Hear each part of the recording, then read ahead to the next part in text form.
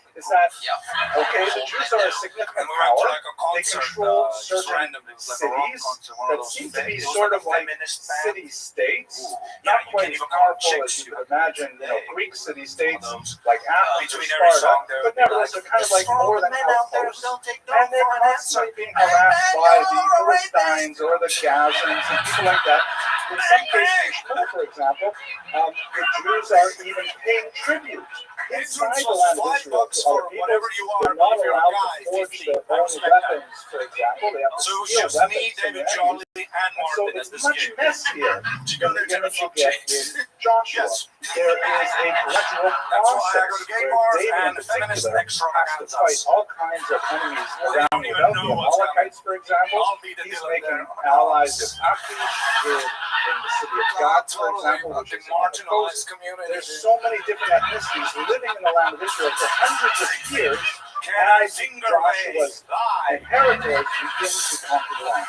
So the alt-Nof theory, as it's known, argues that it may be the image of an all-out conquest, which just barrels through Israel. Maybe we should modify that by looking towards later books in the Bible that point to a peaceful infiltration theory. And in fact, the archaeological record does confirm a very strong belief in the worship of God as the Jews understand it, a principal God, a supreme God with no other gods beside that God, that slowly seems to express itself as you go throughout the centuries in the land.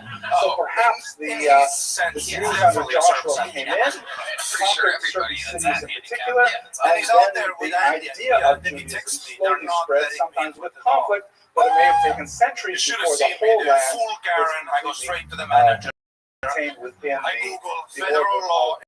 In America, you can't even ask why the dog dog is there. Also, this in no way contradicts the account. It just sort of fleshes out a sense of how it actually happened.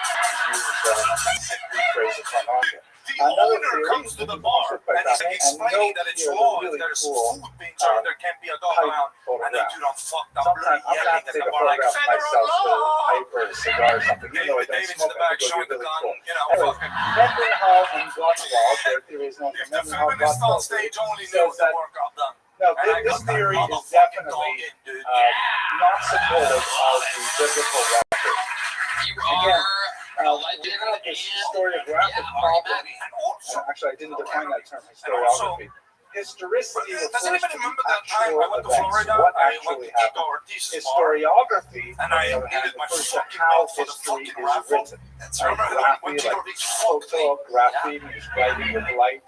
And you know me, dog. I'm getting my fucking belt. So Heidi, can you bring out my fucking belt? The Bible as a historical source, which is not wise because it has a phenomenal amount of historical information. But if we discount it and we say we're only going to rely on the actual archaeological or epigraphic data that we can find, things like the Manaka stele, then what do we actually know? We don't actually have a very strong record, for example, of the Exodus per se, which is a problematic thing. Perhaps in a later season we'll come back and look at that from a historiographic perspective. But at any rate, what Mendenhall and Gottwald said is, if you can't prove it to me from anything besides the Bible, I'm going to pretend it didn't happen. I'm going to just ignore this as a fact. I'm just going to take it as a legend, for example, without actually fantastic stuff. You are indeed we can't deny the fact that by the 13th century we have an entity called Israel, which started in the Epistele. So therefore, perhaps it was an internal report. Perhaps it was something that bubbled up from below. Can you guys get for my fantastic worship fucking of guests God tonight? as Chris we O'Connor is in Cleveland, August 15th and 16th at Hilarities. Go to chrisoconnor.com or go to the link that's denies the entire story of the Exodus as we have in the Bible. Nevertheless, this is the third theory of how Speaking of OR, that's the first room I ever performed in my entire history of stand-up comedy at the Comedy Store. And the first MC to bring me up, the first comedy show I ever saw in my life was hosted by, one more time, Ryan O'Neal, everybody. With 2 L's at the end. The conquest of Jericho is a great example because when you do the dig, you find that it was destroyed actually many times over, but the closest time it was destroyed is off by a couple centuries from the story when we would expect it to happen. So there are logical ways to adjust for that. You can say maybe it's the wrong place, maybe our techniques are wrong, maybe we haven't found the pottery that proves it to be the right time. Lots of ways to deal with it, but the facts as we have them right now, they don't fit the story. But let's go to something that does fit, because this is cool. At this point, maybe we're getting a little depressed from the perspective of biblical archaeology, but don't worry, there's some really cool stuff here. And in fact, I have to say, from this is an area, this is not my area of specialization, so I'm really learning this a lot, just for you. And what I've discovered about archaeology in the 20th century is if you don't like a dominant theory, just wait about 3 weeks. Someone else is going to come up with another dominant theory, and the old theory is going to be out the window. I've only given you 3 big ones, but there are like 17 different variants of those theories, and I stopped, in fact, at the end of the 20th century. So archaeology is really it's in its nascent stages in many ways, and most scholars have not come to terms with some really basic questions about wie es eigentlich gewesen ist. But this is a fascinating discovery by Amnon Ben-Tor, shown here, an Israeli archaeologist who has done some absolutely amazing work in the city of Hazor. So if you look at this map of Israel here, this is where, according to the biblical account, they came. They attacked Jericho. They have a few other wars here. There's a southern campaign, and there's that northern campaign that goes all the way up and comes back down and destroys Hazor. The destruction of Hazor under Joshua is described in very great detail, and it has some really specific details that are distinct from the other cities. For example, there's a certain way in which it says in the text that and the city was in flames, but with Hazor, there's a lot more emphasis on the fact that Joshua specifically destroyed this town through fire. And the archaeologists looked carefully in the city of Hazor and was actually able, with modern techniques, to figure out the burn temperature of the destruction they found there, and it was twice as high as a normal fire would be. They found that it was like melting metal. It was so incredibly hot, likely because they stored vats of oil underneath the floorboards of the local buildings. Here's the aerial view of the city of Hazor, and this is amazing because it exactly fits the timeline. Here's an archaeological dig that completely supports the version of the story as we have in the book of Joshua, which completely validates the idea that Joshua came in and mounted a series of campaigns, and Hazor exactly fits with many of the smaller details that are in the thought of Professor Ben-Tor. Let's just show another picture of him because it's really amazing stuff. So in other words, when we walk away from this, we don't necessarily have the sense of solidity and of confidence that you would get maybe when you walk out of synagogue and you've heard the rabbi give a really great talk on a particular verse in Joshua, let's say, because the historical record is very messy and sometimes contradictory. But nevertheless, we do have elements of the historical record which are smack on with the version that we have in the biblical account. Okay, so let us now just move a little bit forward towards how Joshua was absorbed into other traditions. In the Muslim tradition, he figures somewhat prominently, particularly in the conquest of the land of Israel, but almost identically to the Jewish account. The entire legend, especially the association with Caleb, is absorbed whole cloth into the Muslim tradition. In the Christian tradition, there's a little bit more of an association with Jesus because Joshua is seen as the culmination of the teachings of Moses. Moses represents Judaism, and just like Moses was not able to take the last step, so to speak, and enter into the land of Israel, so Joshua, by bringing it home, as it were, is an especially important figure for the church fathers. I will note, by the way, I forgot to mention this, his Hebrew name is Yehoshua, which is one of the names that was often used for Jesus. So it means he will bring salvation. And that's a good giveaway, if anything, right? There's a whole discussion that I omitted to mention that sometimes his name is spelled without the letter U, so it's Hoshua or Hoshea. Check out the Sunset Strip Comedy Club. Ryan Cowan has a new improv show Wednesdays, sunsetstripatx.com. Love you guys. We're doing it. Really don't There are a lot of agree, interesting man. legends. You're It living was the added dream. because when Sarah had her name Square changed from Garden. I Sarai do to stand up Sarah. on the It's 15th noted of that Sarai August. was We displaced, kill and Tony the Yid was for the complaining, hey, third what's going to be with me? time. So God said, as it were, Madison don't Square worry, I'm Garden, going to attach August you 16th. to the When man I who go will to bring the Madison Jews Square into Garden, Israel. crazy stuff Another tends to happen. I don't know if you guys know about removed this, at but some points, for it's very, example, very. because I even have though an amazing history Joshua at that was venue. a tremendous warrior, A lot of other fun his, stuff happening. for I'm doing example, stand loss up of 36 everywhere, men in the getting Battle ready of for a Baha'i big was considered special something that taping could at have the possibly end of avoided, September. and as a So result, the check Jews was me removed out from doing his name. stand up. I Anyway, promise you, it's very, here's very a good. depiction, a Christian depiction of Joshua And that blessing is about it. other people, and Did you has guys have still fun very tonight? Christological kind of tone Thank to you. it. We It's love you. also a favorite Good night, subject everybody. Thank you of so much. the Christian medieval artists who have the famous Joshua War, a 10th century rendition. It's a lot like a chorus wall, except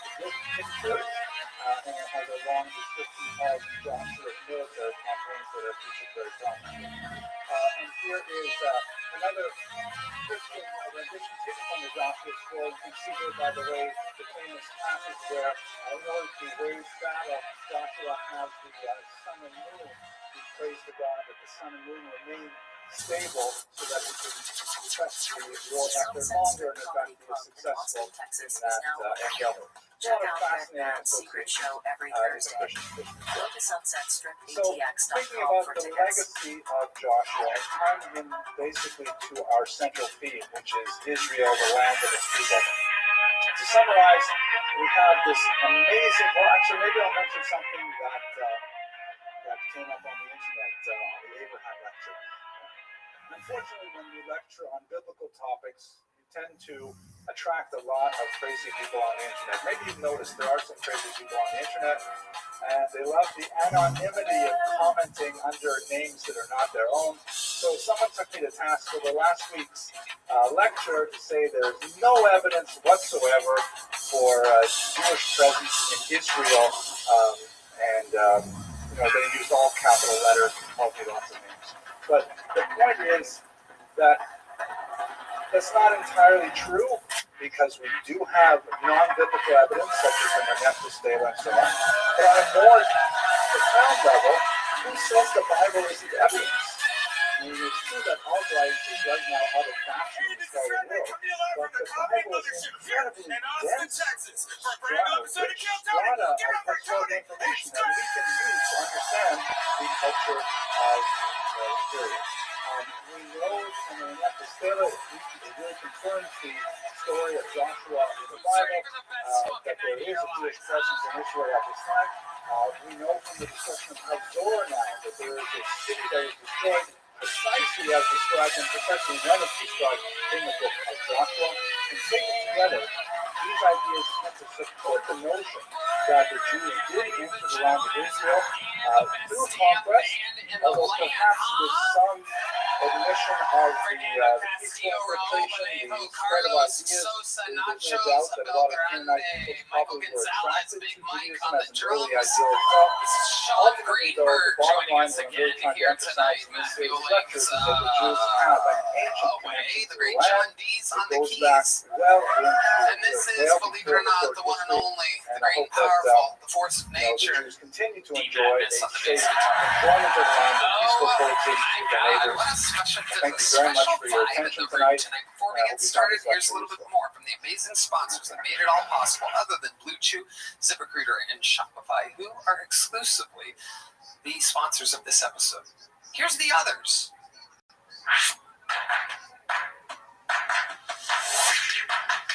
The next talk is Interview James.